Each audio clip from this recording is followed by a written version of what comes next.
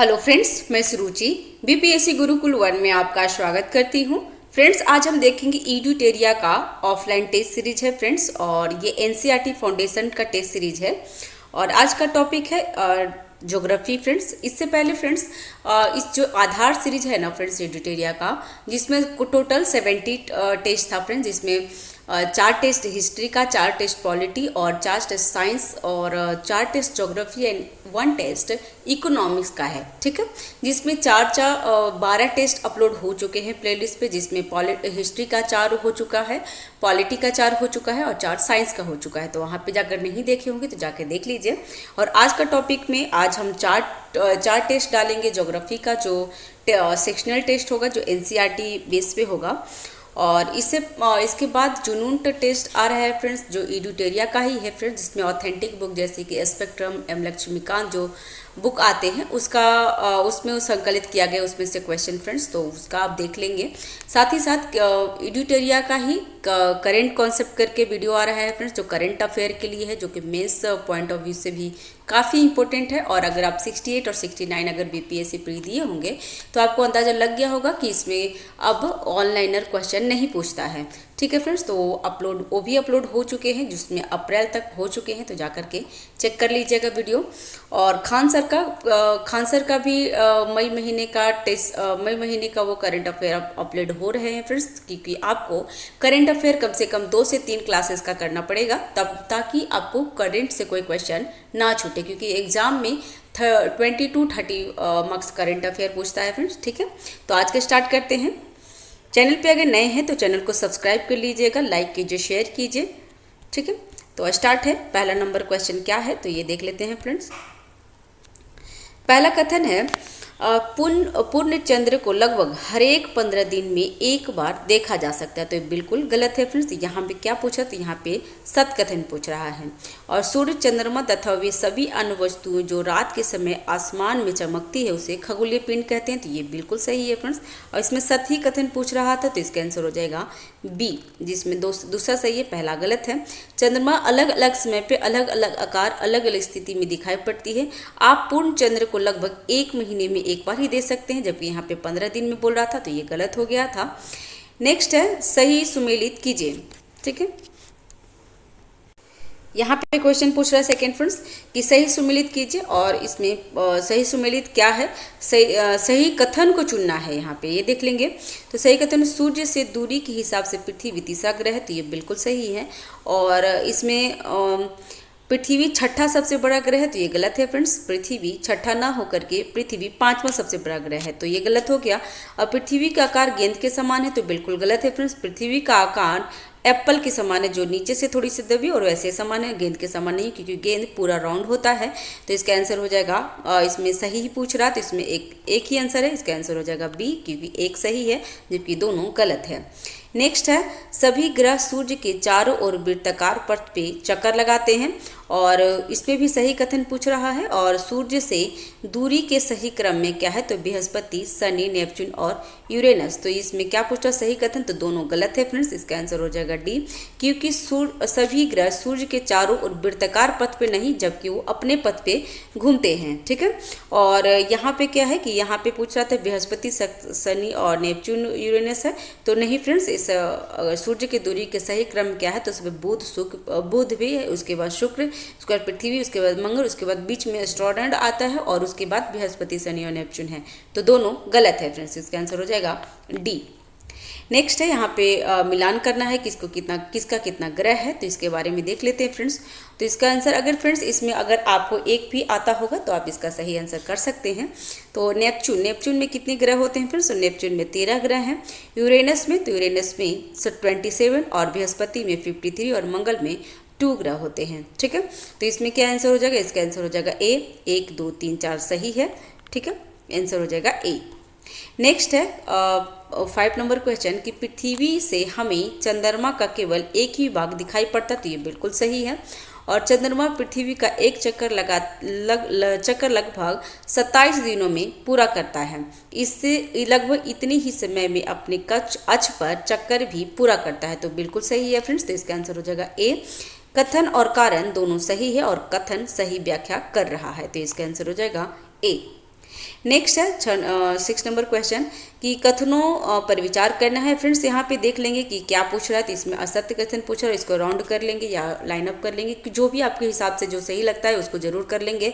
यहाँ पे इंडिकेट जरूर करेंगे फ्रेंड्स कि क्या पूछ रहा है, क्योंकि इसके वजह से भी क्वेश्चन गलत हो जाते हैं। तो इसमें असत्य कथन पूछ रहा है तो केवल गंगा नदी के मुहाने पे सुंदरबन डेल्टा है, तो ये गलत है फ्रेंड्स, क्योंकि गंगा नदी के किनारे पे ही नहीं है फ्रेंड्स। इसके साथ साथ ब्रह्मपुत्र नदी भी उसमें जाती है, तो सुंदरबन डेल्टा गंगा नदी के ही सिर्फ नहीं है, ब्रह्मपुत्र नदी के भी मुहाने पे गिरता है।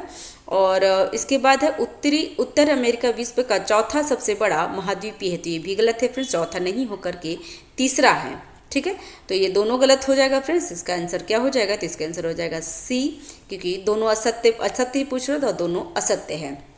नेक्स्ट है, इसका आंसर क्या होगा फ्रेंड्स, तो इसका आंसर हो जाएगा सी। ठीक है, नेक्स्ट क्वेश्चन है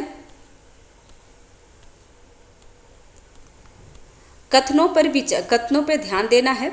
और यहाँ पे पूछ रहा है एशिया से केवल कर्क रेखा गुजरती है, तो और यहाँ पे असत कथन पूछ रहा है फ्रेंड्स। ठीक है, तो इसमें देख लेते हैं, ये गलत है फ्रेंड्स, एशिया से सिर्फ कर्क रेखा नहीं गुजरती है, इस कर्क रेखा और भूमध्य रेखा दोनों एशिया से गुजरती है, तो ये गलत हो गया। अफ्रीका से केवल कर्क रेखा एवं विषुवत रेखा गुजरती है, तो ये भी गलत है फ्रेंड्स, क्योंकि अफ्रीका से तीनों रेखा गुजरती है, कर्क रेखा, विषुवत रेखा और मकर रेखा भी। और मकर रेखा केवल अफ्रीका एवं दक्षिण अमेरिका से होकर गुजरती है, तो ये भी गलत है फ्रेंड्स। तो इसका आंसर क्या हो जाएगा, इसका आंसर हो जाएगा सी, जिसमें तीनों गलत है, इसका आंसर सी हो जाएगा, ध्यान देंगे इसको। नेक्स्ट है कथनों पर विचार करना है और सत कथन को चुनना है, तो इसमें 8 का सत कथन कौन सा होगा, तो ग्रीक भाषा में बायोस का अर्थ जीवन होता है, तो ये सही है। और ग्रीक भाषा में लिथास का अर्थ भूपरपट्टी होता है, तो ये गलत है फ्रेंड्स। लिथास का अर्थ ग्रीक भाषा में लिथास का अर्थ पत्थर होता है, ना कि भूपरपट्टी, तो इसलिए गलत है। और ग्रीक भाषा में ह्यूड्रस का अर्थ पत्थर होता है, तो ये गलत है फ्रेंड्स, ह्यूड्रस का अर्थ जल होता है, तो ये भी गलत है। ठीक है, तो इसका आंसर हो जाएगा, केवल एक सही है, तो इसका आंसर ए हो जाएगा। ठीक है, ध्यान देंगे फ्रेंड्स। नेक्स्ट है कथनों पर विचार करना है। कथनों पर विचार करने में असत कथन को चुनना है। ठीक है, असत कथन को चुनना है, यहाँ पे ध्यान देंगे, असत कथन को चुनना है। और उपग्रह अपने ग्रहों के साथ साथ सूर्य की परिक्रमा करता है, तो ये बिल्कुल सही है फ्रेंड्स। और चंद्रमा का व्यास पृथ्वी के व्यास से 1/3 है, तो चंद्रमा का व्यास पृथ्वी के व्यास का 1/3 है, तो ये गलत है। और इसमें असत्य ही पूछ रहा था, तो इसका आंसर हो जाएगा बी। ठीक है, चंद्रमा का व्यास पृथ्वी के व्यास से केवल 1/4 है, ना कि 1/3 है, तो यहाँ पे ध्यान देंगे, इसके आंसर हो जाएगा बी। नेक्स्ट है किन ग्रहों को कोई भी उपग्रह मौजूद नहीं है, तो कौन से में नहीं है फ्रेंड्स, तो बुध और शुक्र में कोई ग्रह नहीं होते हैं, उपग्रह नहीं है, तो इसका आंसर हो जाएगा 1 और 4, तो इसका आंसर किस में है फ्रेंड्स, इसका आंसर हो जाएगा सी।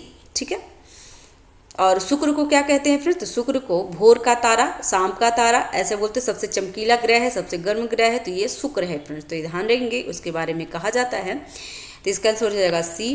11 नंबर क्वेश्चन है कथन और कारण के बारे में देख लेते हैं। तो कथन कारण है, तो इसका मैं यहाँ पूछ रहा है जैसे जैसे हम विषुवत वृत्त से दूर जाते हैं अक्षांश रेखाओं का आकार बढ़ जाता है, तो ये केवल इसमें क्या है फ्रेंड्स, तो ये गलत है।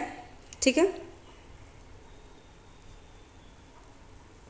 ये बिल्कुल गलत है फ्रेंड्स। और पृथ्वी की आकृति ध्रुवों पर थोड़ी चपटी है, तो ये सही है फ्रेंड्स, जबकि ये गलत है। अक्षांश रेखा ध्रुवों के साथ साथ जाते जाते वो छोटा हो जाता है फ्रेंड्स, क्योंकि जो ऐसे बनते हैं और अक्षांश रेखा यहाँ जाते जाते छोटा हो जाता है, तो न कि लंबा हो जाता है, तो ये गलत हो गया था। और कारण सही है, तो इसका आंसर हो जाएगा डी, जिसमें कारण सही है, कथन गलत है। ठीक है, तो इस तरह इसका डी मान लेंगे, मतलब है।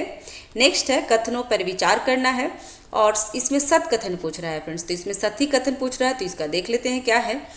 तो ग्रीनविच से पूर्व के स्थान पर समय ग्रीनविच समय से पीछे होता है तथा पश्चिम के स्थान पर समय आगे होता है, तो ये बिल्कुल गलत बोल रहा है फ्रेंड्स, क्योंकि पूर्व के समान में ग्रीनविच से आगे होता है समय और पश्चिम में पीछे होता है, तो ये दोनों इंटरचेंज कर दिया था, इसलिए गलत हो गया। और दूसरा था पृथ्वी अपने अक्ष काल्पनिक पर पश्चिम से पूर्व की ओर घूमती है, तो ये बिल्कुल सही है, तो इसका आंसर क्या हो जाएगा, इसका आंसर हो जाएगा बी, जिसमें 2 सही है, जबकि जिसमें दूसरा सही है, पहला गलत है, तो इसका आंसर बी है फ्रेंड्स। और 30 नंबर क्वेश्चन है, कथनों पर विचार करें और सत कथन को चुनना है। ठीक है, और सत कथन को, तो इसमें भारत में 82.5 डिग्री पश्चिम को मान्य यमुनोत्तर माना जाता है। तो फ्रेंड्स ये तो सही लिखा है, लेकिन यहाँ पे देख लीजिए, यहाँ पे थोड़ी सी गलत मिस्टेक डाल दिया है। यहाँ पे पूर्व होगा ना कि पश्चिम, क्योंकि ग्रीनविच से हमारा जो भारत देश है वो पूर्व में स्थित है, तो ये पूर्व होना चाहिए था, तो पहला गलत हो गया था। दूसरा है, प्रत्येक समय क्षेत्र 15 डिग्री अक्षांश तक के क्षेत्र को घेरता है, तो ये भी गलत है फ्रेंड्स। ठीक है, तो इसका आंसर क्या होगा, तो आंसर हो जाएगा डी, दोनों गलत हैं। नेक्स्ट है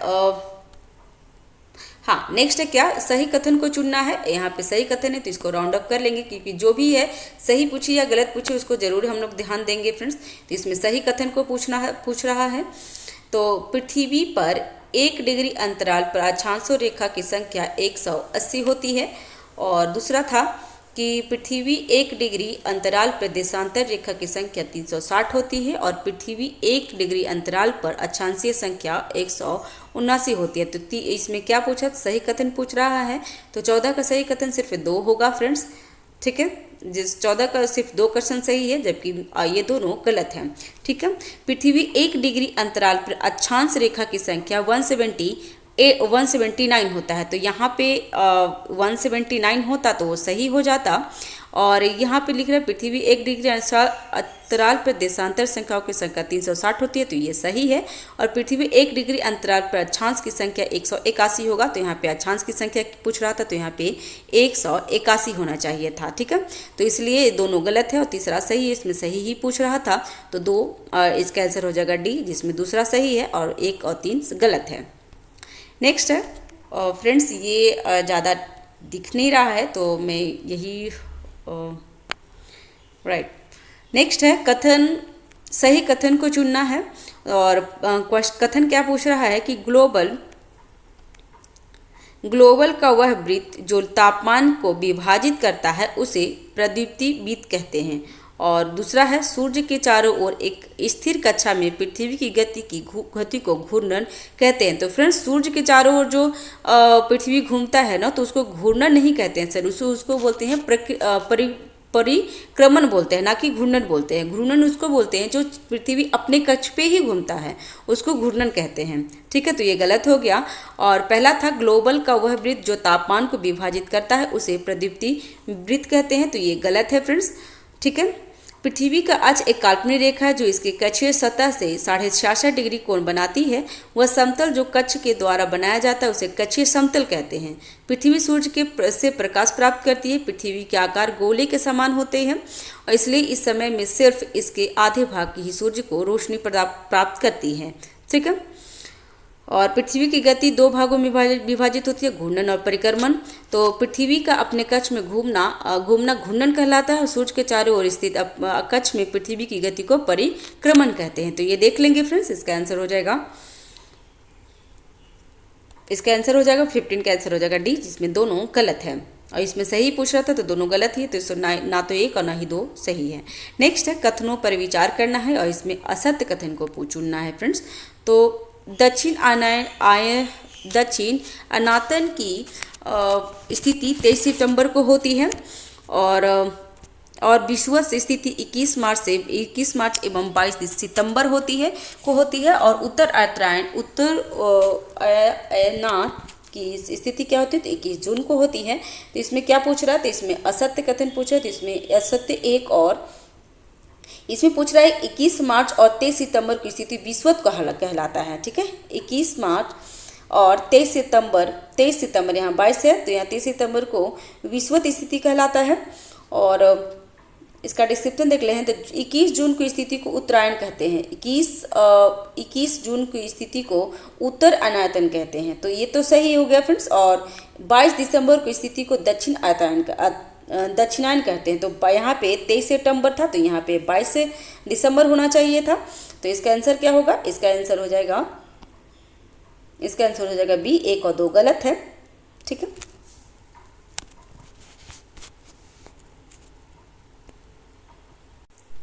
है, फ्रेंड्स, तो इसका आंसर बी नहीं होगा फ्रेंड्स, इसका आंसर केवल 1 गलत है। ठीक है, केवल 1 गलत है।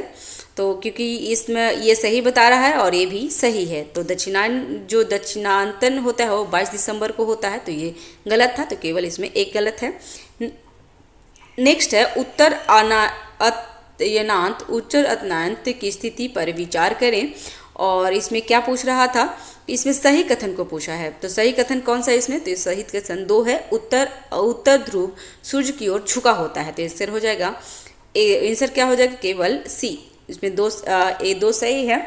और सूर्य की किरणें मकर रेखा पर लंबवत सीधी पड़ती है, तो ये गलत है फ्रेंड्स। और सूर्य 21 जून के इस क्षेत्र में सबसे छोटा दिन होता है, तो 21 जून को सबसे बड़ा दिन होता है फ्रेंड्स, ठीक है। सबसे लंबा दिन और बड़ा दिन होता है, ना कि छोटा दिन होता है, इसलिए दोनों गलत है। उसमें सही पूछा तो सही से केवल 2 है। नेक्स्ट है कथन पे विचार करना है, तो इसका देख लेते हैं क्या है, और सही कथन को ही चुनना है 18 का। तो सड़क, वर्षा, वन और उद्योग आदि के वितरण दर्शाने वाले मानचित्र को थीमैटिक मानचित्र कहा जाता है, तो ये सही है। जिन प्रतीकों को उपयोग के संबंध में राष्ट्र स्तर पर सहमति हो उसे रूढ़ प्रतीक कहते हैं, तो ये गलत है फ्रेंड्स। तो मानचित्र की एक विश्वव्यापी भाषा होती है जिसे सभी आसानी से समझ सकते हैं। इस प्रतीकों को उपयोग के संबंध में एक अंतर्राष्ट्रीय सहमति जो रूढ़ प्रतीक कहे जाते हैं, ठीक है।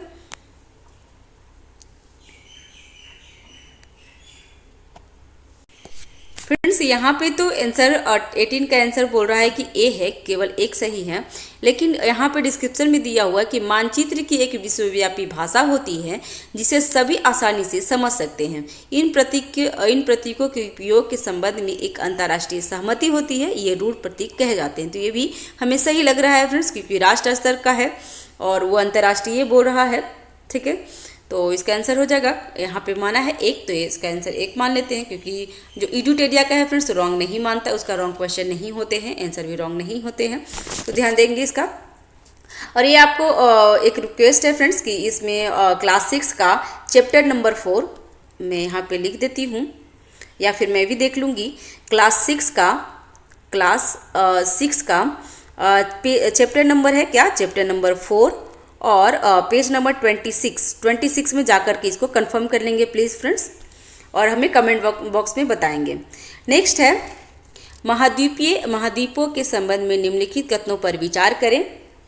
पहला है अफ्रीका महाद्वीप चारों तरफ से समुद्र एवं महासागरों से घिरा हुआ है, इसमें सत कथन पूछ रहा है फ्रेंड्स, तो ये तो सही हो गया।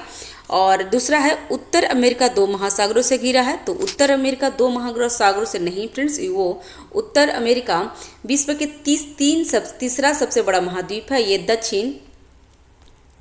ये दक्षिण अमेरिका के एक संक्रिय स्थल से जुड़ा हुआ है जिसे पनामा जल संधि कहते हैं। यह महाद्वीप पूरी तरह से उत्तरी एवं पश्चिमी गोलार्ध में स्थित है। यह महाद्वीप 3 महासागरों से घिरा हुआ, ना कि 2, तो ये तो गलत हो गई। विश्व की सबसे लंबी पर्वत श्रृंखला हिमालय से एशिया है, तो ये गलत है फ्रेंड्स। विश्व की सबसे लंबी, अगर लंबी बोला जाए तो ये चिल्ली में है फ्रेंड्स, तो इसका आंसर हो जाएगा जो चिल्ली में एंडी जो पर्वत है वो सबसे लंबी होती है, तो इसका आंसर हो जाएगा 19 का केवल एक सही है और दोनों गलत हैं, तो इसका आंसर हो जाएगा ए। नेक्स्ट है कथन पे विचार करना है, और पूछ रहा है इसमें सत कथन है, सत कथन पूछ रहा है। तो अफ्रीका का बहुत बड़ा भाग दक्षिणी गोलार्ध में स्थित है, तो ये गलत है फ्रेंड्स। और बछेंद्री पाल विश्व की पहली महिला थी जिसने एवरेस्ट पर कदम रखा था, तो ये भी गलत है, क्योंकि विश्व की ना होकर के वो सिर्फ भारत की थी। और सहारा रेगिस्तान मरुस्थल विषुवत रेखा से गुजरती है, तो ये भी गलत है, इसका आंसर हो जाएगा डी। इसमें सभी गलत हैं, जबकि वो सत्य पूछ रहा था, तो इसमें सारे गलत हो गए फ्रेंड्स। नेक्स्ट है 21 नंबर क्या क्वेश्चन है, इसका आंसर हो जाएगा डी। कथनों पर विचार करना है और हाँ सही कथन को चुनना है। तो अटलांटिक महासागर विश्व का तीसरा सबसे बड़ा महासागर है, तो प्रशांत महासागर सबसे बड़ा महासागर है फ्रेंड्स, और इसके बाद और पृथ्वी का और अटलांटिक महासागर विश्व का दूसरा सबसे महासागर है, ना कि तीसरा है, तो ये तो गलत हो गया। प्रशांत महासागर लगभग वृत्ताकार है, और तो प्रशांत महासागर सबसे बड़ा महासागर है, यह पृथ्वी का 1/3 भाग में फैला हुआ है। पृथ्वी का सबसे गहरा भाग मेरियाना ट्रेंच प्रशांत महासागर में स्थित है। प्रशांत महासागर लगभग वृत्ताकार है, ठीक है, तो ये तो सही है। और प्रशांत महासागर के चारों ओर केवल ऑस्ट्रेलिया, उत्तर अमेरिका, दक्षिण अमेरिका और यूरोप है। तो फ्रेंड्स यहाँ पे यूरोप डाल दिया था, तो ये भी गलत होगा क्योंकि यूरोप नहीं है, प्रशांत महासागर के साथ में यूरोप नहीं लगता है, तो इसका ध्यान रखेंगे। तो इसका आंसर हो जाएगा, इसका पूछ रहा था सतकथन को चुने, तो सतकथन केवल 2 है और 2, 3, 1 और 3 गलत है, तो इसका आंसर हो जाएगा सी। नेक्स्ट है भारत की स्थिति के संदर्भ में सही कथन को चुनना। इसमें सही कौन सा है, तो इसका आंसर हो जाएगा डी, जो 8 डिग्री 4 मिनट उत्तर से 37 डिग्री 6 मिनट उत्तर अक्षांश एवं 68 डिग्री 7 पूर्वी से 97 डिग्री 25 पूर्वी देशांतर है, तो इसका आंसर हो जाएगा डी। फ्रेंड्स ये क्वेश्चन पूछता है तो जरूर ध्यान रखेंगे।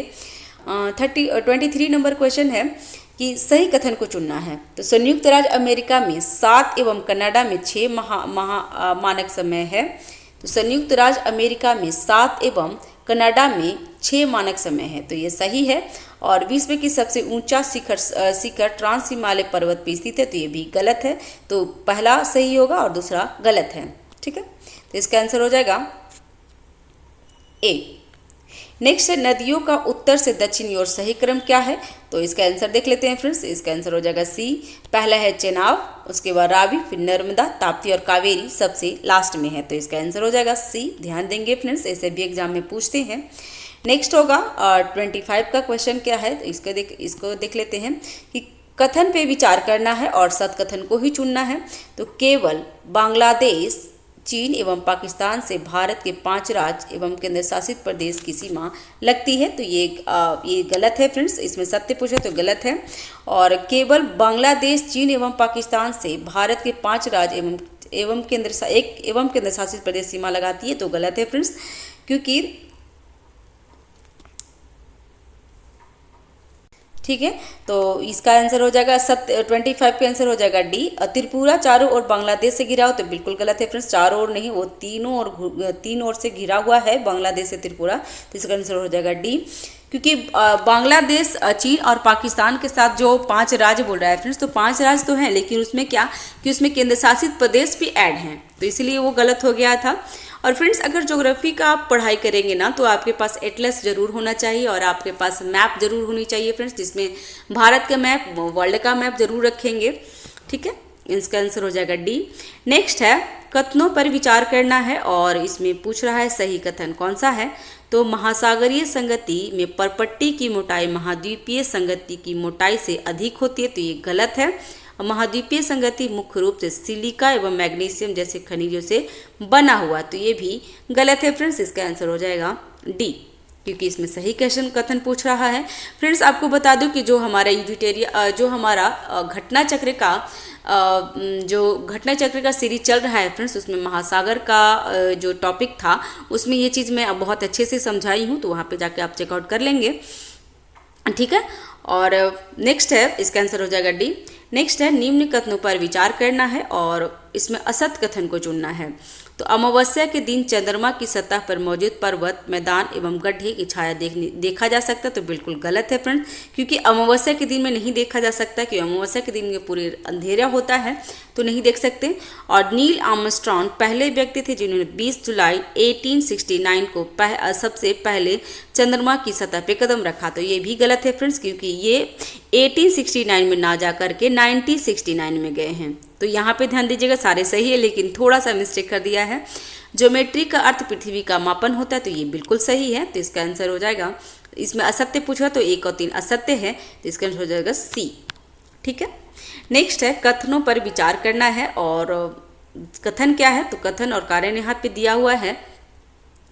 तो अंतर्भेदी अग्नेय शैल का आकार ठंडा होने के पश्चात महीन दानों की तरह हो जाता है, तो ये सत्य है फ्रेंड्स। और दूसरा है अंतर्भेदी अग्नेय शैल धीरे धीरे ठंडा होता है, तो ये गलत है फ्रेंड्स। अंतर्भेदी जो अग्नेय शैल हैं वो अचानक ठंडा होते हैं, ना कि धीरे धीरे ठंडा होते हैं, तो इसका आंसर हो जाएगा डी, जिसमें आर सही है और ए असत्य है,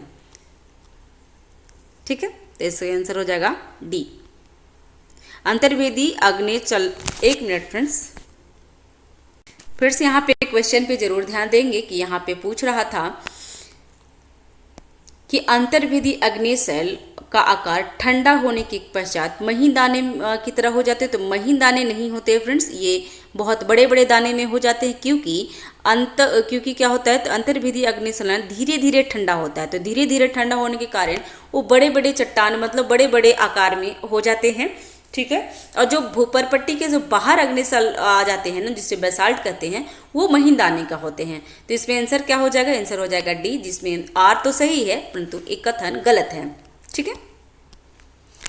नेक्स्ट है कथनों पर विचार करना है और असत्य कथन को चुनना है। ठीक है। असत्य कथन को 29 का क्वेश्चन है फ्रेंड्स। इसमें असत्य कथन क्या है, तो दक्कन का पठार बेसाल्ट सेलों से बना है, तो ये सही है फ्रेंड्स। और अग्नेय सेल की द्वितीयक सेल भी कहते हैं, तो बिल्कुल गलत है फ्रेंड्स। अग्नेय सेल को प्राथमिक सेल कहते हैं और इसमें अग्नेय एवं बेसाल्ट प्राथमिक सेल का उदाहरण, तो बिल्कुल सही है। और बेसाल्ट अंतर्वेदी अग्नेय सेल जबकि ग्रेनाइट बहिर्वेदी अग्नेय सेल है, तो ये भी गलत है फ्रेंड्स। इसमें दोनों इंटरचेंज कर दिया है। जो बाहर जो सेल बनते हैं उसको बेसाल्ट बोलते हैं सर और फ्रेंड्स, और जो अंदर बोलते हैं उसको अग्नेय बोलते हैं, तो इसीलिए ग्रेनाइट बोलते हैं, इसलिए दोनों गलत हो गया और असत्य ही पूछ रहा था। तो 2 और 4 असत्य है, इसका आंसर हो जाएगा सी। ठीक है। नेक्स्ट है कथन पर विचार करना है और सही कथन को चुनना है।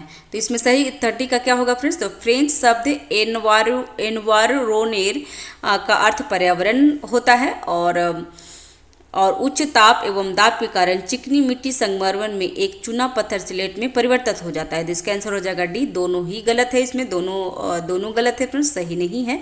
तो पर्यावरण यानी एनवायरमेंट शब्द की उत्पत्ति फ्रेंच शब्द इन्वायरोनेर या इन्वायरोनेत्रो से हुई है। ठीक है। और उसमें बोल रहा है कि जिसका अर्थ क्या होता है, तो इसका अर्थ होता है पड़ोस, जिसका अर्थ होता है पड़ोस, ना कि पर्यावरण। तो ये पहला गलत हो गया था। और दूसरा है अग्नि एवं अवसादी सेल उच्च ताप एवं दाब के कारण कार्यांतरिक सेलों में परिवर्तित हो सकते हैं। उदाहरण के लिए चिकनी मिट्टी स्लेट में एक चूना पत्थर संगमरमर में परिवर्तित हो जाते हैं। तो दोनों गलत था, इसका आंसर हो जाएगा डी। नेक्स्ट है 31 का कि कथन पर विचार करना है और यहाँ पे भी असत्य कथन पूछ रहा है फ्रेंड्स। तो आंसर क्वेश्चन देख लेते हैं। हिमालय हिमाद्री के दक्षिण में स्थित है, तो ये सही है। महानदी कावेरी ताप्ती कृष्णा नदी का मुहाना बंगाल की खाड़ी है, तो ये गलत है फ्रेंड्स। इसमें ताप्ती नदी का मुहाना अरब सागर में होता है, तो ये गलत हो गया था।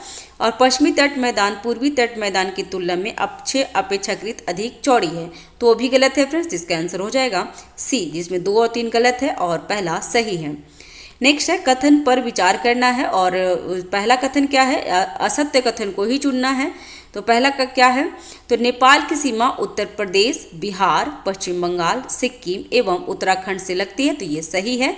और भूटान की सीमा केवल पश्चिम बंगाल, सिक्किम और अरुणाचल प्रदेश से लगता है, तो भूटान का सीमा केवल यहाँ पे बोल रहा है केवल पश्चिम बंगाल, सिक्किम और अरुणाचल प्रदेश से लगता है, लेकिन ये गलत है फ्रेंड्स, क्योंकि इसमें असम से भी लगता है, तो ये गलत हो गया। और बांग्लादेश की सीमा केवल पश्चिम बंगाल, मेघालय, त्रिपुरा और असम से लगता है, तो पश्चिम बंगाल का क्या है, पश्चिम बंगाल, और यहाँ पे बांग्लादेश की सीमा पश्चिम बंगाल, मेघालय, त्रिपुरा एवं असम से लगता है, तो ये भी गलत है। ठीक है फ्रेंड्स, इसका आंसर हो जाएगा 32 का बी। फ्रेंड्स, आपको मैं बार बार बोल रही हूँ कि जब भी आप ज्योग्राफी पढ़ेंगे तो आपके पास मैप होना जरूरी है। अगर ये क्वेश्चन पढ़ते हैं तो आप एक बार मैप पे जरूर ध्यान देंगे कि बांग्लादेश से कौन कौन से लगते हैं। तो बांग्लादेश से पश्चिम बंगाल, मेघालय, मिजोरम, त्रिपुरा और असम भी लगते हैं। ठीक है, तो यहाँ पे मिजोरम नहीं दिया था, इसलिए मिस हो गया, गलत हो गया था। और भूटान के साथ कौन कौन लगते हैं, तो भूटान के साथ पश्चिम बंगाल, सिक्किम, अरुणाचल प्रदेश और असम भी लगते हैं। तो इसका इसलिए दोनों गलत हो गया, तो आंसर हो जाएगा बी। नेक्स्ट है पारितंत्र को परिभाषित किया जा सकता है। कैसे परिभाषित किया जा सकता है फ्रेंड्स, इसको देख लेते हैं। तो इसका आंसर हो जाएगा बी, जीवधारियों का आपसी संबंध एवं पर्यावरण के बीच के संबंध जिसमें वे रहते हैं उसको पारितंत्र कहते हैं। तो इसका आंसर हो जाएगा बी। नेक्स्ट है कथन पे ध्यान देना है और सत कथन को चुनना है। तो पृथ्वी की आयतन का केवल 15% हिस्सा ही क्रोड होते हैं, तो ये सही है। और परपट्टी के ठीक नीचे मेटल होता है जो 29,100 किलोमीटर गहराई तक फैला होता है, तो ये भी सही है। लैटिन शब्द सेंडिमेंटल का अर्थ रूप परिवर्तन होता है, तो ये गलत है फ्रेंड्स। सेंडिमेंटल का लैटिन शब्द में सेंडिमेंटल सेंटिमेंटल, लैटिन शब्द सेंटिमेंटल जिसका अर्थ होता है स्थिर, ना कि रूप परिवर्तन होता है। तो इसका आंसर 34 का आंसर हो जाएगा बी, जिसमें 1 और 2 सही है। नेक्स्ट है कथनों पर विचार करना है। यहाँ पे असत्य कथन पूछ रहा है, इसमें ज़्यादातर असत्य ही कथन पूछ रहा है फर्स्ट क्वेश्चन में। तो पहला पढ़ लेते हैं, आंतरिक ग्रह जो सूर्य के बहुत नजदीक हैं ग्रह है गैस एवं तरल पदार्थों से बने हैं। तो 35 का हो जाएगा, पार्थिव ग्रह आंतरिक ग्रह बुध, शुक्र, पृथ्वी एवं मंगल को पार्थिव ग्रह या आंतरिक ग्रह कहते हैं जो चट्टानों से बने होते हैं, ना कि गैस और तरल भाग से। ठीक है, तो पहला गलत हो गया। और दूसरा, आंतरिक ग्रह में केवल बुध, शुक्र, पृथ्वी और मंगल आते हैं, तो ये सही है। एग्जाम में भी ये पूछा है बीपीएससी में फ्रेंड्स कि आंतरिक ग्रह में कौन कौन आते हैं। ऐसा पूछा था कि बुध, शुक्र और एक कोई जो बाह्य ग्रह है उसके बारे में डाल दिया था, तो उसमें पूछा था कौन सा आंतरिक ग्रह है कौन सा बाह्य ग्रह है, तो आप एक बार PYQ देख लेंगे। तीसरा है, बाह्य ग्रह जो सूर्य से बहुत दूर है वे चट्टानों से बने, तो यहाँ पे दोनों इंटरचेंज कर दिया था, तो ये दोनों गलत हो गया। और बाह्य ग्रह में पृथ्वी, शनि, यूरेनस और नेपच्यून आते, तो ये भी सही है। तो 1 और 3 गलत हो गए, तो इसका आंसर हो जाएगा सी, क्योंकि दोनों एक्सचेंज कर दिया था फ्रेंड्स इसका। नेक्स्ट है 36 का देख लेते हैं कि इसमें सही कथन पूछ रहा है। तो अपने स्थान से ध्रुव तारे का कोण माप कर अपने स्थान से देशांतर को जाना जा सकता है। और दूसरा है, पृथ्वी को 24 समय क्षेत्र में बांटा गया है, तो इसका आंसर क्या होगा? 36 का आंसर हो जाएगा बी, जिसमें 2 सही है, पहला गलत है। अपने स्थान से ध्रुव तारों का कोण मापकर आप अपने स्थान का अक्षांश जान सकते हैं, ठीक है, ना कि देशांतर जा सकते हैं, तो यहाँ पे गलत होगा। नेक्स्ट है मृदा परिच्छेदिका में ऊपर से नीचे का सही क्रम क्या है? तो इसका देख लेते हैं इसका आंसर फ्रेंड्स। तो इसका आंसर हो जाएगा ए, जिसमें ह्यूमरस वनस्पति के ऊपर ऊपरी मृदा, उसके बाद बालू गाद क्ले के साथ उपमृदा, फिर अपक्षयी चट्टान पदार्थ और जनक चट्टान पदार्थ, तो ऐसे है, तो इसका आंसर हो जाएगा ए। नेक्स्ट है कथन पे विचार करना है और कथन सही कथन चुनना है। तो इसमें देख लेते हैं, पृथ्वी, शुक्र, बृहस्पति एवं मंगल को पार्थिव ग्रह या आंतरिक ग्रह कहा जाता है। तो देखिए फ्रेंड्स, यही एग्जाम में ऐसा पूछता है, और मैंने कहा आपको कि इससे पहले जो बीपीएससी PYQ देखेंगे 67 या 68 का, कुछ मैं 66 का प्री दी थी फ्रेंड्स, लेकिन 67, 68, 69 बहुत ही अच्छे से याद है हमें। तो उसमें ये क्वेश्चन पूछा था, तो ये गलत हो गया, क्योंकि पार्थिव ग्रह में पृथ्वी, शुक्र, बृहस्पति नहीं आते हैं, तो ये गलत हो गया। और सबसे ज़्यादा चंद्रमा की संख्या शनि और एवं यूरेनस के पास है, तो ये भी गलत है, तो इसका आंसर हो जाएगा डी। पार्थिव ग्रह या आंतरिक ग्रह बुध, शुक्र, पृथ्वी और मंगल को कहा जाता है, और बाह्य ग्रह पृथ्वी, बृहस्पति, शुक्र, यूरेनस और नेपच्यून को कहा जाता है बाह्य ग्रह, ठीक है। और सबसे ज़्यादा किसके पास है फिर? तो सबसे ज़्यादा शनि के पास है, तो ये भी ध्यान देंगे, ना कि शनि और यूरेनस के पास लगभग 27 ही है, तो इसका आंसर हो जाएगा डी, जिनमें कोई दोनों गलत है। नेक्स्ट है कथन पे विचार करना है और फिर यहाँ पे असत्य कथन ही चुनना है फ्रेंड्स। तो इसका देख लेते हैं, क्षुद्र ग्रह मंगल और बृहस्पति के मध्य पाया जाता है, तो ये बिल्कुल सही है। भारतीय मानक समय उत्तर प्रदेश, मध्य प्रदेश, छत्तीसगढ़, उड़ीसा एवं तेलंगाना से होकर गुजरता है, तो ये दूसरा गलत हो गया फ्रेंड्स। उत्तर प्रदेश, मध्य प्रदेश, छत्तीसगढ़, उड़ीसा एवं तेलंगाना से, तो फ्रेंड्स ये यहाँ से 5 का उत्तर प्रदेश, मध्य प्रदेश, छत्तीसगढ़, उड़ीसा और आंध्र प्रदेश से गुजरता है फ्रेंड्स, ना कि तेलंगाना से, तो यहाँ पे ये गलत हो गया था। और कर्क रेखा एवं मकर रेखा के मध्य स्थित क्षेत्र को शीतोष्ण कटिबंध कहते हैं, तो ये भी गलत है। तो इसका कर्क रेखा और मकर रेखा के बीच की मध्य स्थिति को उष्ण कटिबंधीय कहा जाता है, ना कि शीतोष्ण कहते हैं, तो ये गलत हो गया फ्रेंड्स। इसका आंसर हो जाएगा बी, क्योंकि 2 और 3 गलत है और असत्य ही पूछ रहा था। नेक्स्ट है जीव मंडल के संबंध में निम्नलिखित कथनों पर विचार करना है, और इसमें सत्य कथन पूछ रहा है। तो जीव मंडल में स्थल के अलावा जल तथा वायु का सीमित भाग सम्मिलित होते हैं, तो ये सही है। और जीव मंडल के प्राणियों को मुख्यतः 3 भागों में बांटा जाता है, तो ये बिल्कुल गलत है फ्रेंड्स। और यहाँ पे दूसरा है, जीव मंडल के सभी परिमंडल आपस में एक दूसरे को प्रभावित किए बिना पारस्परिक क्रिया करते हैं, तो ये भी गलत है। तो इसका आंसर क्या हो जाएगा? इसका आंसर हो जाएगा ए, जिसमें एक ही सही है और दोनों गलत हैं। जीव मंडल स्थल, जल और हवा के बीच में एक सीमा बनाता है, ठीक है, और वह यह वह भाग है जहाँ जीवन मौजूद है। यहाँ जीवों की बहुत सी प्रजातियां हैं जो कि सूक्ष्म जीवों तथा बैक्टीरिया से लेकर बड़े स्तनधारियों के आकार में पाई जाती है। मनुष्य सहित सभी प्राणी जीवित रहने के लिए एक दूसरे के तथा जीव मंडल से जुड़े हुए हैं। जीव मंडल को प्राणियों का मुख्य दो भागों में जंतु जगत और पादप जगत है, न कि तीसरे भागों में है, तो ये भी ध्यान देंगे। नेक्स्ट है स्थल मंडल के संबंध में निम्न कथनों पर विचार करना है, और ये पूछ रहा है उपयुक्त में से कौन सा सत्य है। तो स्थल मंडल अनेक प्लेटों में विभाजित होता है जिन्हें स्थलमंडलीय प्लेट कहते हैं, तो ये सही है।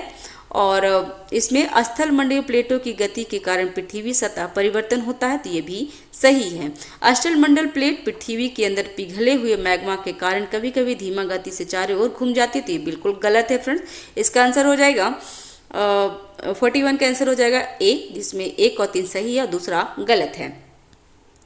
नेक्स्ट है निम्न कथनों पर विचार करना है, और इसमें उपयुक्त में से सत कथन ही चुनना है फ्रेंड्स। तो जो बल पृथ्वी के आंतरिक भाग में घटित होते हैं उसे एक्सोजेनिक फोर्स कहते हैं, तो ये गलत है फ्रेंड्स। और उसको एंडोजेनिक फोर्स कहते हैं। और जो बल पृथ्वी के सतह पर उत्पन्न होते हैं उसे एक एंडोजेनिक फोर्स कहते हैं, तो ये एक्सट्रोजेनिक फोर्स कहते हैं। दोनों को एक्सचेंज कर दिया है फ्रेंड्स, इसलिए ये दोनों गलत हैं। और सत्य पूछ रहा था तो लेकिन दोनों गलत है, तो इसका आंसर हो जाएगा डी, क्योंकि दोनों को एक्सचेंज कर दिया। तो ध्यान देंगे, टेस्ट देने से आपको यही अंदाजा लगेगा फ्रेंड्स कि कैसे एक्सचेंज करता है, कैसे आपको एग्जाम में ध्यान रखना है।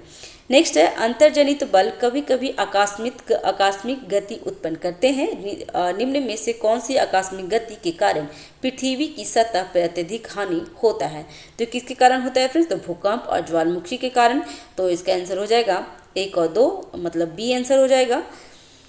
नेक्स्ट है भूकंप के संबंध में निम्नलिखित कथनों पर विचार करना है, और 44 नंबर क्वेश्चन है फ्रेंड्स। तो भूकंप के संबंध में निम्नलिखित कथनों पर विचार करना है, और इसमें सत कथन पूछ रहा है, तो इसका देख लेते हैं फ्रेंड्स। भूपरपट्टी के नीचे वह स्थान जहां कंपन आरंभ होता है उसे उद्गम केंद्र कहते हैं, तो ये सही है।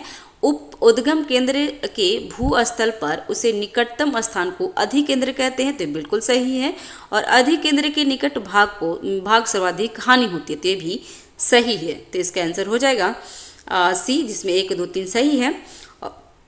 अधिकेंद्र से दूरी बढ़ने के साथ भूकंप की तीव्रता धीरे धीरे बढ़ती है, तो बिल्कुल गलत है फ्रेंड्स, धीरे धीरे घट जाती है, तो इसका आंसर हो जाएगा सी। 45 का आंसर है क्वेश्चन है भूकंपीय तरंगों के संबंध में निम्नलिखित कथनों पर विचार करना है, और इसमें असत कथन को चुनना है फ्रेंड्स। तो इसमें देख लेते हैं 45 का। तो पी तरंगे अनुप्रस्थ तरंगे होते हैं, तो बिल्कुल गलत है। पी तरंगे अनुदैर्घ्य तरंगे होते हैं, ना कि अनुप्रस्थ होते हैं। एस तरंगे अनुदैर्घ्य तरंगे होते हैं, तो एस तरंगे अनुप्रस्थ तरंगे होते हैं, तो ये भी गलत है। और एल तरंगे को पृष्ठ तरंगे कहा जाता है, तो एल तरंगे को पृष्ठ तरंगे कहा जाता है, बिल्कुल सही है। तो ये सर फ्रेंड्स, तो इसके असत्य पूछ रहा है, तो इसमें 1 और 2 असत्य, इसलिए आंसर हो जाएगा ए। नेक्स्ट है भूकंप की तीव्रता को किस स्केल से मापा जाता है। ये बहुत बार एग्जाम में पूछता है फिर, तो रिएक्टर स्केल से, तो इसका हो जाएगा बी। नेक्स्ट है निम्नलिखित कथनों पर विचार करना है और सत कथन को चुनना है। 45 का सत कथन को देखना है फ्रेंड्स। तो पृथ्वी की सतह पर शैलों के टूटने की क्रिया को अपरदन कहते हैं। और दूसरा है भूदृष्टि पर जल, पवन एवं हिम जैसे विभिन्न घटकों के द्वारा होने वाले क्षय को अपक्षय कहते हैं। तो ये यहाँ पे दोनों इंटरचेंज कर दिया फ्रेंड्स। अपक्षय एवं अपरदन नामक 2 प्रक्रमों को दृश्य भूमि लगातार विघटित हो रही है। पृथ्वी की सतह पर शैलों के टूटने को अपक्षय कहते हैं, ना कि अपरदन कहते हैं। और यहाँ पे अपक्षय नहीं होगा, यहाँ पे अपरदन होता है फ्रेंड्स, इसलिए आंसर हो जाएगा डी। दोनों आंसर को एक्सचेंज कर दिया है।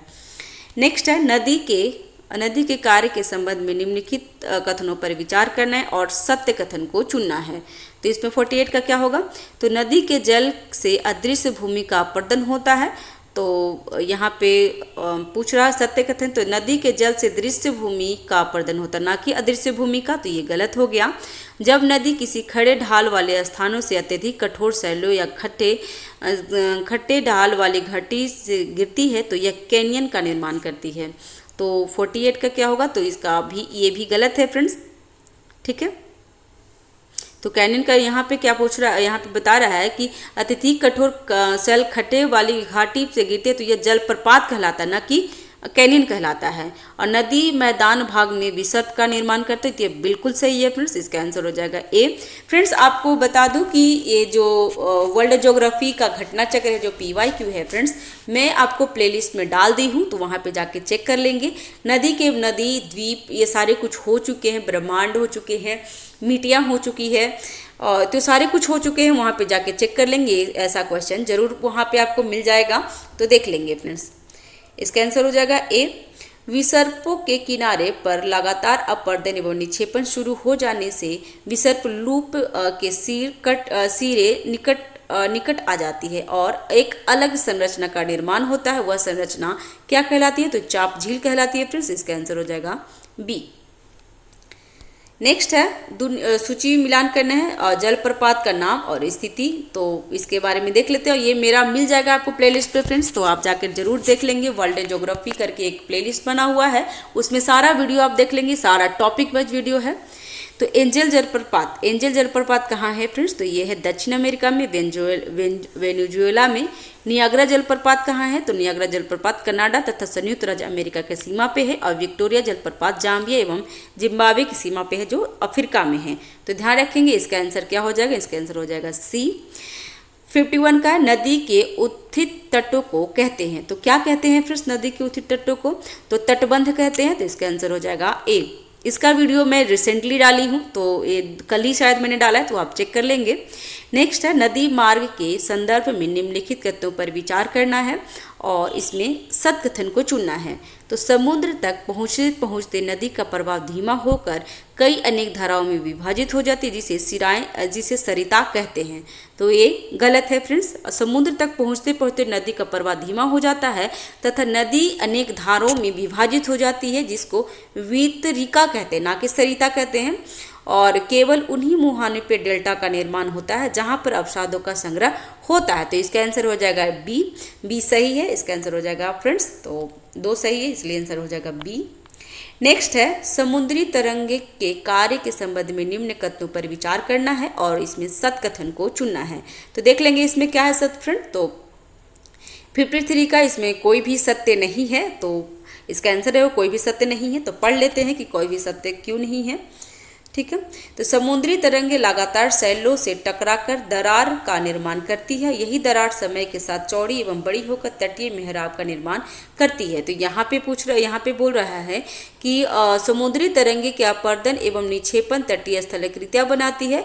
समुद्र तरंगे लगातार सैलों से टकराती रहती है, जिससे दरार विकसित होती है। समय के साथ ये बड़े और चौड़ी हो जाती है।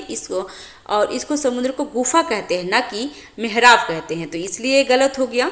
दूसरा हुआ समुद्री गुफाओं के समय के साथ बड़े होने जाने में इसमें केवल छत ही बच जाती है, जिसे समुद्री गुफा कहते हैं। तो ये भी एक्सचेंज कर दिया था फ्रेंड्स।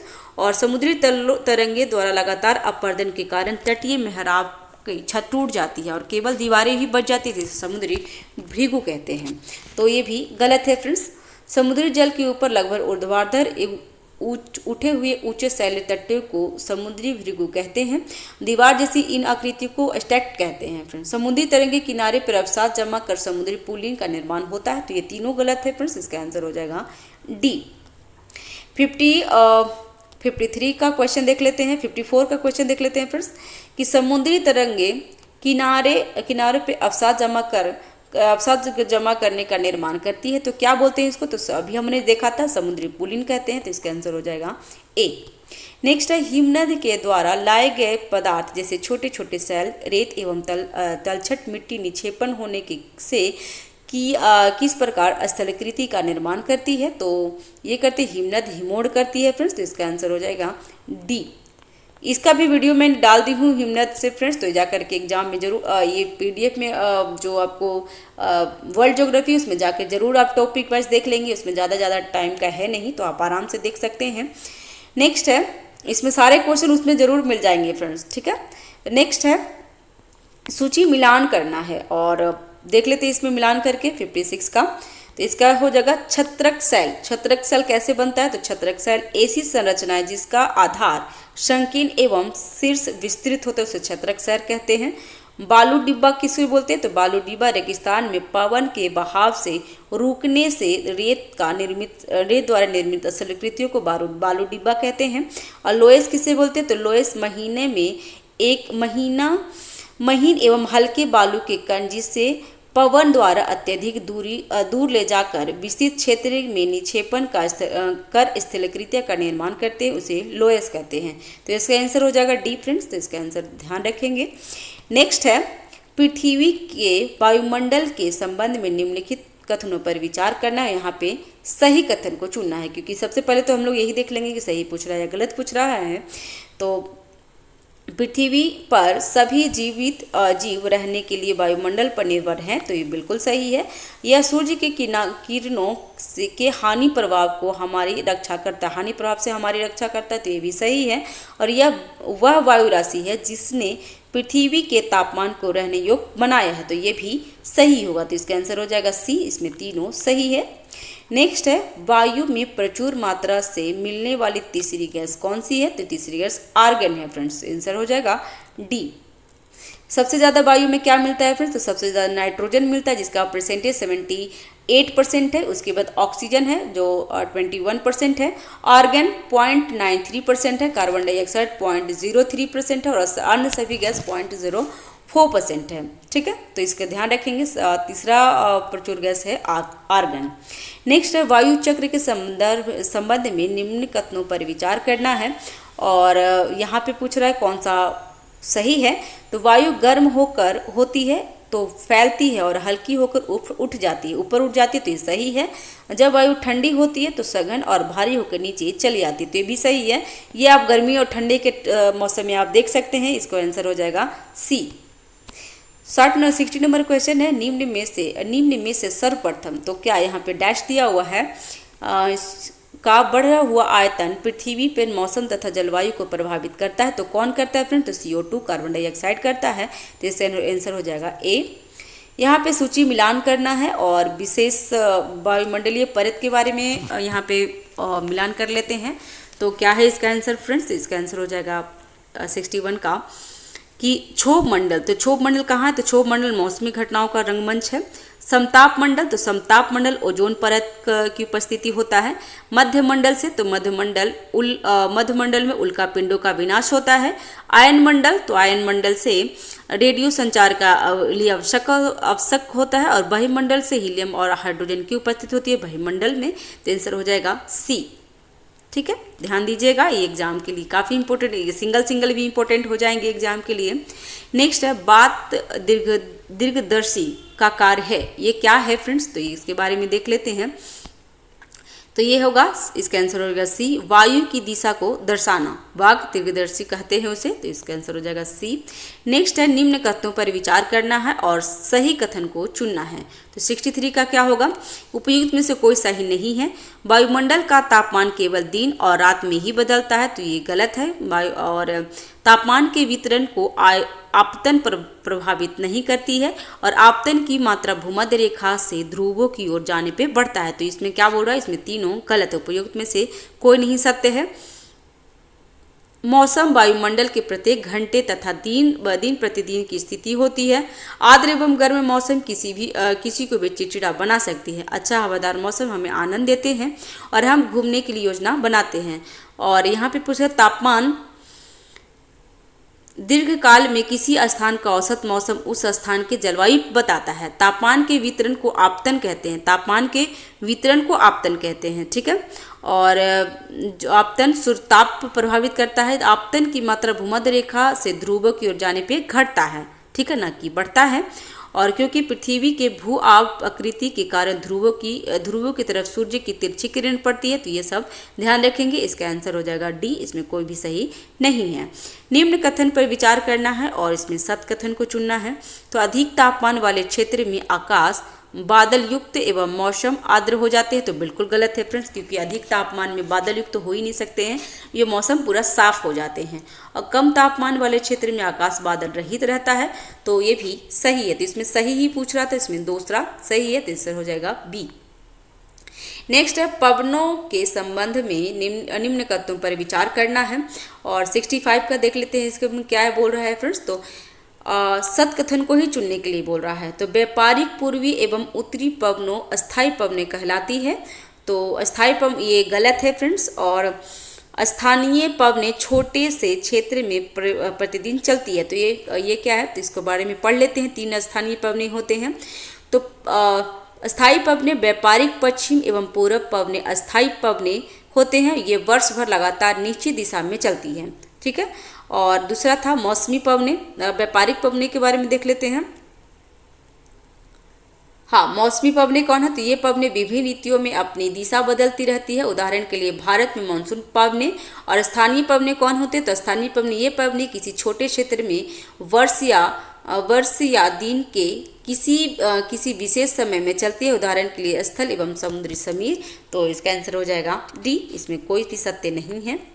नेक्स्ट है आर्द्र के संबंध में निम्नलिखित कथनों पर विचार करना है। इसमें सत्कथन पूछ रहा है, तो इसमें दोनों गलत होगा।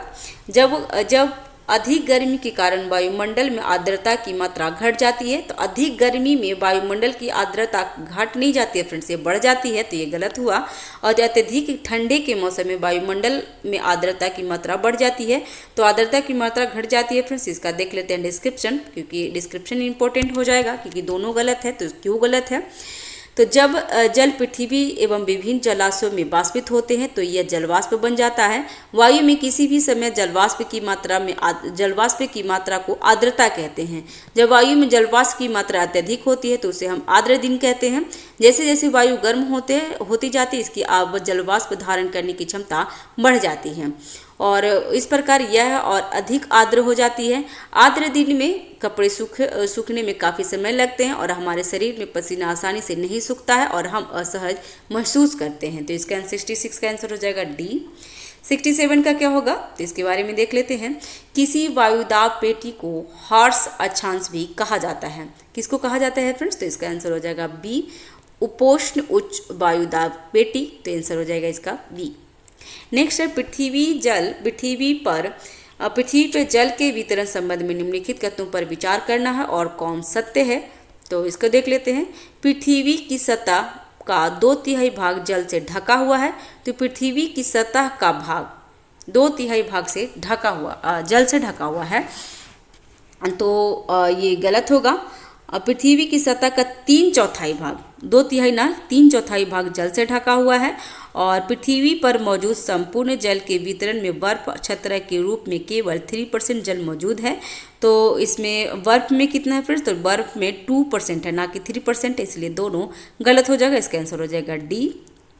नेक्स्ट है निम्न में से कौन सा कथन सत्य है, तो इसमें सत्य पूछ रहा है। तो इसका सत्य हो जाएगा सी, मृत सागर इजराइल एवं जॉर्डन की सीमा पर स्थित है। तो ये हो जाएगा सही। महासागरों की औसत लवणता 31 भाग प्रति 1000 ग्राम होता है। तो ये गलत है फ्रेंड्स। ठीक है,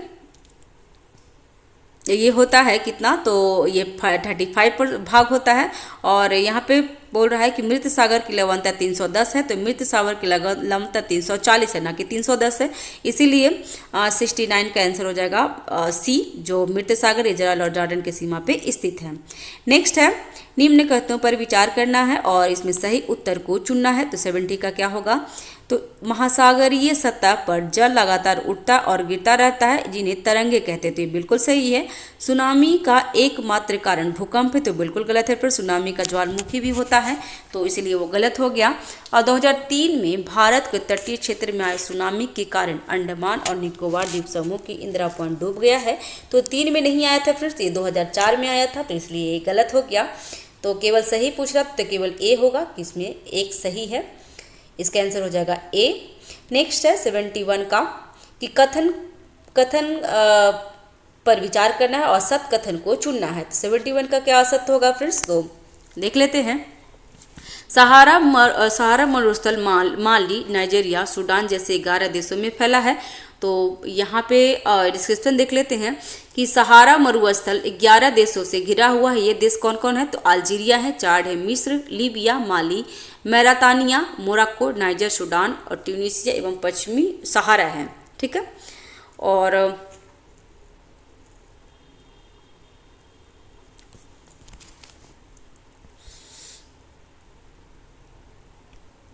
ठीक है फ्रेंड्स, तो ये गलत हो जाएगा क्योंकि नाइजीरिया ना होकर के वहाँ पे नाइजर था। ठीक है, और सहारा मरुस्थल का क्षेत्रफल भारत के क्षेत्रफल का लगभग पांचवा हिस्सा के बराबर है। तो विश्व का सबसे बड़ा रेगिस्तान है, यह लगभग 8.58 वर्ग किलोमीटर में फैला हुआ है। भारत का क्षेत्रफल का 32.8 लाख वर्ग किलोमीटर है। ठीक है, भारत का क्षेत्रफल 32.8 लाख वर्ग किलोमीटर है। तो ना कि यहाँ पे पांचवा बराबर हिस्सा है, तो ये भी ध्यान रखिए कि इसका आंसर हो जाएगा सी, जिसमें दोनों गलत है। दोनों सही है, इसमें दोनों गलत ही पूछा था, दोनों गलत ही फ्रेंड्स, इसका आंसर हो जाएगा सी। माफ कीजिएगा फ्रेंड्स, आप थोड़ा ध्यान दीजिएगा। कथन पर विचार करना है और इसमें पूछ रहा असत कथन को ही चुनना है। तो असत कथन में देख लेते हैं, शीत ध्रुवीय प्रदेश के टुंड्रा वनस्पति में मांस और लाइकेन सम्मिलित होते हैं, तो ये सही है। और ब्रह्मकमल एक लैटेक्स प्रदान करने वाली वनस्पति है, तो ये गलत है फ्रेंड्स। ठीक है, तो इसका आंसर हो जाएगा ब्रह्मकमल एक औषधीय बूटी प्रदान करती है, ना कि लैक्टेक्स प्रदान करती है। तो इसका आंसर हो जाएगा 2, जिसमें सत्य ही पूछ रहा था और दूसरा गलत है। नेक्स्ट है कथनों पर विचार करना है और सत कथन को चुनना है। और इसमें देख लेते हैं, कारिकल सिंधु नदी के बाईं, कारगिल क्या है, तो कारगिल सिंधु नदी के बाईं और जबकि लेह सिंधु नदी के दाईं की ओर अवस्थित है। तो ये दूसरा एक गलत है फ्रेंड्स, 73 का। और दोरहा गोमपास सिक्किम में स्थित एक प्रसिद्ध बौद्ध मठ है, तो ये भी गलत है। इसका आंसर हो जाएगा डी, क्योंकि दोनों गलत है, तो ना ही 1 और ना ही 2 सही है, दोनों गलत हो गया। तो आंसर हो जाएगा डी। ठीक है, नेक्स्ट है 74 का, कथनों पर विचार करना और सत कथन को चुनना है। और यहाँ पे बोला सिंधु नदी जम्मू कश्मीर से होकर गुजरती है, तो सिंधु नदी गलत है फ्रेंड्स, सिंधु नदी जम्मू कश्मीर से होकर नहीं गुजरती है। और श्योक नदी सिंधु नदी की बाईं तरफ से मिलने वाली सहायक नदी है, तो ये भी गलत है। तो इसका आंसर हो जाएगा डी। आप फ्रेंड्स, आपको मैं बार बार बोल रही हूँ कि आप मैप रखेंगे तो ये दोनों क्वेश्चन जो 73 और 74 क्वेश्चन है आप मैप में कंफर्म करेंगे। ठीक है, और नेक्स्ट क्वेश्चन है 75 का, कि कथन पे विचार करना है और असत कथन को चुनना है। तो गिद्ध की मृत्यु हेतु एप्रेशन अथवा प्रोफेन जैसी पुरानासी दवाई जिम्मेदार है, तो ये 75 का ये सही है। और विश्व की वनस्पतियों में मुख्य प्रकारों को 3 वर्गों में रखा जा सकता है, वन, घास और स्थल का टुंड्रा, तो ये गलत है फ्रेंड्स। ठीक है, तो इसका आंसर हो जाएगा वन, घास, स्थल, गुल्म और टुंड्रा, ये 4 प्रकार के रखे जाते हैं, ना कि 3 प्रकार का है, तो ये गलत हो गया। तो इसका आंसर हो जाएगा 2, जिसमें पहला सही है, दूसरा गलत है, इसमें असत्य ही पूछ रहा था। नेक्स्ट है, इसका आंसर हो जाएगा बी। नेक्स्ट कथन पर विचार करना है और इसमें पूछ रहा है क्या कि इसमें सही कथन कौन सा है। तो सही कथन है CITIS का विस्तार the conservation of international trade of endangered special of wild fauna and flora है, तो ये गलत है फ्रेंड्स। इसका आंसर क्या हो जाएगा, इसका आंसर हो जाएगा 76 का बी। ठीक है, CITIS का मुख्य उद्देश्य क्या है, तो वन प्राणी एवं पौधे के नमूने के अंतर्राष्ट्रीय व्यापार से उनके जीवन की रक्षा करना, तो इसका हो जाएगा बी। फ्रेंड्स, मैं हिंदी मीडियम से हूँ तो मुझे इंग्लिश में थोड़ी सी प्रॉब्लम होती है, तो आप उसमें मैनेज करेंगे फ्रेंड्स। ठीक है, और मैं हिंदी मीडियम से ही BPSC दे रही हूँ, इसका आंसर हो जाएगा बी। नेक्स्ट, वर्तमान और भविष्य की पीढ़ी के लिए एक या एक से अधिक परितंत्रों की पारिस्थितिकी एकता की रक्षा के लिए निर्धारित किए गए प्राकृतिक क्षेत्र को कहा जाता है। तो क्या कहता है फ्रेंड्स, तो राष्ट्रीय उद्यान कहते हैं, इसका आंसर हो जाएगा ए। नेक्स्ट है कथन पर विचार करना और सही कथन को चुनना है। तो सामान्यतः संसाधनों को प्राकृतिक और मानव निर्मित में वर्गीकृत किया गया है, तो ये गलत है। और सामान्यतः संसाधनों को प्राकृतिक, मानव निर्मित और मानव में वर्गीकृत किया गया है। तो और दूसरा क्या पूछ रहा था, तो तीव्र ढालों पर मृदा अपरदन रोकने हेतु समोच्च रेखा जुताई, जबकि पहाड़ी ढालों पर मृदा अपरदन रोकने के लिए वैदिक फॉर्म प्रतीकी द्वारा कृषि सबसे उपयुक्त है, तो इसमें एक्सचेंज कर दिया फ्रेंड्स, इसका आंसर हो जाएगा डी। दोनों गलत है। नेक्स्ट है कथन पर विचार करना और सही कथन को चुनना है 79 का, तो इसका देख लेते हैं। मृदा परिच्छेदिका में ऊपर से तीसरा क्रम अपक्षयी चट्टानी पदार्थ का होता है, तो ये सही है। और भूस्खलन रोकने का सबसे प्रभावी तरीका प्रतिधारित दीवार का निर्माण करना है, तो ये गलत है फ्रेंड्स। भूस्खलन को रोकने का सबसे प्रभावी तरीका वनस्पति आवरण में वृद्धि करना है, ना कि पत्तीधारी दीवार में। तो आंसर हो जाएगा इसका ए, जिसमें एक सही है। 80 का क्वेश्चन देख लेते हैं फ्रेंड्स। 80 में है कि कथनों सही कथन निम्नलिखित में से कथन दिया है और सही कथन को चुनना था, तो इसमें देख लेते हैं। केवल समय मृदा प्रतिरेक्षा परिच्छेदिका की मोटाई को निश्चित करता है, तो ये गलत है। और केवल वनस्पति जात प्राणी जात ह्यूमरस निर्माण की दर को प्रभावित करता है, तो ये सही है। और केवल उच्चवाचित तुगंता ही मृदा के संचयन को निर्धारित करता है, तो ये भी सही है। तो आंसर पूछ रहा सही पूछ रहा, तो 2-3 सही है, इसका आंसर हो जाएगा डी। नेक्स्ट है, अभी हम लोग करेंट अफेयर देखेंगे फ्रेंड्स। तो प्रयोगशाला में विकसित मछली के मांस के उत्पादन के लिए निम्नलिखित में से किस तकनीकी का उपयोग किया जा रहा है, तो सेलुलर कृषि, ठीक है। तो आंसर हो जाएगा सी। अभी करेंट अफेयर है, 20 क्वेश्चन करेंट अफेयर का रहेगा। और नेक्स्ट है, अंतरिम बजट 2024 में किस मंत्रालय को सबसे अधिक बजट आवंटित किया गया है, तो रक्षा मंत्रालय को। तो आंसर इसका रक्षा मंत्रालय को दिया गया है फ्रेंड्स, इसका आंसर हो जाएगा ए, ठीक है। नेक्स्ट, सबसे ज़्यादा बजट दिया गया है रक्षा मंत्रालय को। और नेक्स्ट हो जाएगा, हाल ही में भारत सरकार द्वारा किस हवाई अड्डे को अंतर्राष्ट्रीय हवाई अड्डे का दर्जा दिया गया है, तो सूरत हवाई अड्डे को दिया गया है फ्रेंड्स, इसका आंसर हो जाएगा सी। ग्लोबल जेंडर गैप रिपोर्ट किसके द्वारा प्रकाशित किया जाता है, तो विश्व आर्थिक मंच द्वारा। तो आंसर हो जाएगा इसका एस। ये फ्रेंड्स एग्जाम में 69 में ये पूछ लिया है, तो ध्यान देंगे जरूर।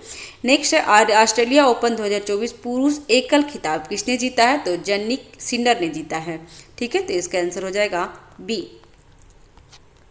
ठीक है। नेक्स्ट है 86 का, चिनाब नदी के संबंध में निम्नलिखित कथनों पर विचार करना है और इसमें कितने कथन सही है, तो इसमें कितने कथन सही है फ्रेंड्स, तो इसमें 2 कथन सही है, तो इसका आंसर हो जाएगा बी, जिसमें तो चिनाब नदी काराकोरम रेंज से निकलती है, तो ये गलत है। और दूसरा क्या, थिरोड इसकी सहायक नदी में से एक है, तो ये सही है। और रतले जल विद्युत परियोजना चिनाब नदी पर स्थित है, तो ये भी सही है। तो आंसर हो जाएगा बी, जिसमें 2 सही था, पहला गलत था।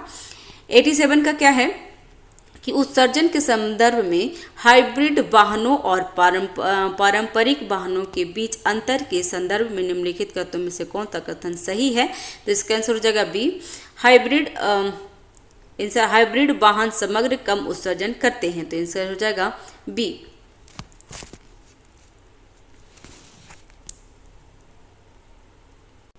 इसका आंसर हो जाएगा बी। नेक्स्ट है 88 का कि भारत में हिम तेंदुए जनसंख्या आकलन सिपरी रिपोर्ट के बारे में सही कथन ज्ञात कीजिए, तो सही कथन सिर्फ एक है फ्रेंड्स, इसका आंसर हो जाएगा केवल ए, जिसमें SPI कार्यक्रम भारत में हिम तेंदुओं की आबादी का आकलन करने हेतु उद्देश्य का पहला अभ्यास है, तो ये सही है। नेक्स्ट है, हाल ही में किस मंत्रालय ने the Indian economics a review शीर्षक से रिपोर्ट जारी किया है, तो वित्त मंत्री, आंसर हो जाएगा सी। नेक्स्ट है, चितरी मुहाना कहाँ पे स्थित है, तो इस केरल में स्थित है फ्रेंड्स, तो इसका आंसर हो जाएगा डी।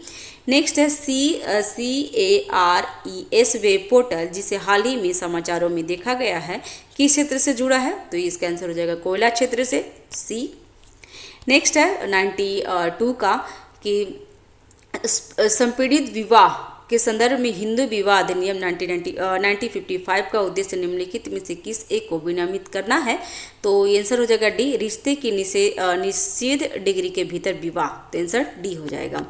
नेक्स्ट है, निम्नलिखित कथनों पर विचार कीजिए और तो इसमें पूछ रहा कौन सा सही है, तो इसमें दोनों गलत है फ्रेंड्स। और तो फ्रेंड्स आपको बता दूं कि ये सारा आपको एडुटेरिया करेंट कॉन्सेप्ट का लिया हुआ है करेंट अफेयर, तो वहाँ पे जाकर के आप देख लेंगे, इसका आंसर हो जाएगा डी। नेक्स्ट है, हाल ही में किस भारतीय सेलिब्रिटी ने संयुक्त अरब अमीरात का गोल्डन वीजा को प्रदान किया गया है, तो किसे किया है, तो आनंद कुमार को। नेक्स्ट आंसर हो जाएगा ए, ये सुपर थर्टक के संस्थापक है फ्रेंड्स, तो बिहार से रिलेटेड है, तो इसके बारे में ध्यान रखेंगे। नेक्स्ट है, निम्नलिखित कथनों पर विचार करना है और कौन सा सही है, तो इसका कथन हो जाएगा सी। सी, जिसमें कथन सही है, लेकिन जो कथन एक सही है लेकिन कथन 2 गलत है। इसमें कथन एक में क्या था कि 5वें राष्ट्रीय परिवार सर्वेक्षण के अनुसार 2019 से 21 में 15 से 19 साल की महिलाओं में एनीमिया की व्यापकता में 54.1 से 59.1% तक वृद्धि हुई है। तो ये सही है फ्रेंड्स। नेक्स्ट है, इसका आंसर हो जाएगा सी। 96 का क्या होगा, तो 96 का देख लेते हैं कि विश्वविद्यालय अनुदान आयोग यूजीसी के संदर्भ में निम्नलिखित कथनों पर विचार करना है, और इसमें सही कथन पूछ रहा है तो इसमें केवल 2 सही होगा। यह राष्ट्रीय शिक्षा नीति NEP 2020 में उल्लिखित उच्च शिक्षा सुधारों के लिए कार्यान्वयन निकाय है। तो आंसर हो जाएगा डी। नेक्स्ट है, क्योंकि ये सब डिटेल्स में मैंने पढ़ा रखा है फ्रेंड्स, इसलिए मैं इसको डिटेल्स में नहीं बता रही हूँ। नेक्स्ट, आर्थिक सर्वेक्षण के संदर्भ में निम्नलिखित कथनों पर विचार कीजिए और सही कथन को चुनना है। तो इसमें सही कथन हो जाएगा इसे भारत के मुख्य आर्थिक सलाहकार के मार्गदर्शन में तैयार किया जाता है। तो ये सही है, और यह भारत की GDP वृद्धि, मुद्रास्फीति दर, प्रक्षेपण, विदेशी मुद्रा भंडार और व्यापार घाटे का एकीकरण एक दृष्टिकोण है। तो ये दोनों सही है, जिसका आंसर हो जाएगा सी। 1 और 3 सही है, जबकि दूसरा गलत है। नेक्स्ट है, मेकांग नदी निम्नलिखित में से किस देश से होकर गुजरती है। तो इसका आंसर होगा सी, इसमें चीन, म्यांमार, लाओस, थाईलैंड, कंबोडिया और वियतनाम। फ्रेंड्स, मेरे प्लेलिस्ट में जो घटना चक्र का जो नदी होगा, वर्ल्ड ज्योग्राफी में नदी का जो टॉपिक मैंने डाला है, तो वो जरूर देख लेंगे, क्योंकि उसमें ये एग्जाम में उसमें मैंने बहुत अच्छे से बताया है डिस्क्रिप्शन के साथ, तो आप वहाँ जाके जरूर देख लेंगे। तो इसका आंसर हो जाएगा ए। 99 का है, कथनों पर विचार करना है और असत्य कथन को चुनना है। तो असत्य कथन, इसमें तीनों असत्य कथन होगा फ्रेंड्स, इसलिए आंसर हो जाएगा सी। आप इसको रोक लीजिएगा और रोक करके अच्छे से पढ़ लीजिएगा। नेक्स्ट होगा, निम्नलिखित में से किस अंतर्राष्ट्रीय संगठन ने संयुक्त रूप से कोडेक्स एलिमेंटेरियस कमीशन की स्थापना की है। तो इसका आंसर हो जाएगा ए। तो विश्वविद्यालय संगठन, विश्व स्वास्थ्य संगठन WHO और खाद्य एवं कृषि संगठन FAO द्वारा किया गया है। तो ध्यान रखेंगे फ्रेंड्स, इसका आंसर हो जाएगा ए। और ये लास्ट क्वेश्चन है फ्रेंड्स। चैनल पे अगर नए हैं तो चैनल को सब्सक्राइब कर लीजिएगा, जो कि बिल्कुल फ्री है, और बेल आइकन दबा दीजिएगा फ्रेंड्स, ताकि जो भी मैं वीडियो डालूँ सबसे पहले नोटिफिकेशन आपको मिल जाए। चैनल पे नए हैं तो सब्सक्राइब करके बेल आइकन भी दबा दीजिए, और लाइक कीजिए, शेयर कीजिए फ्रेंड्स, और जो भी त्रुटि रहती है तो कमेंट बॉक्स पे आप हमें बता सकते हैं। Thanks for watching, have a nice day, keep watching, keep learning, thank you.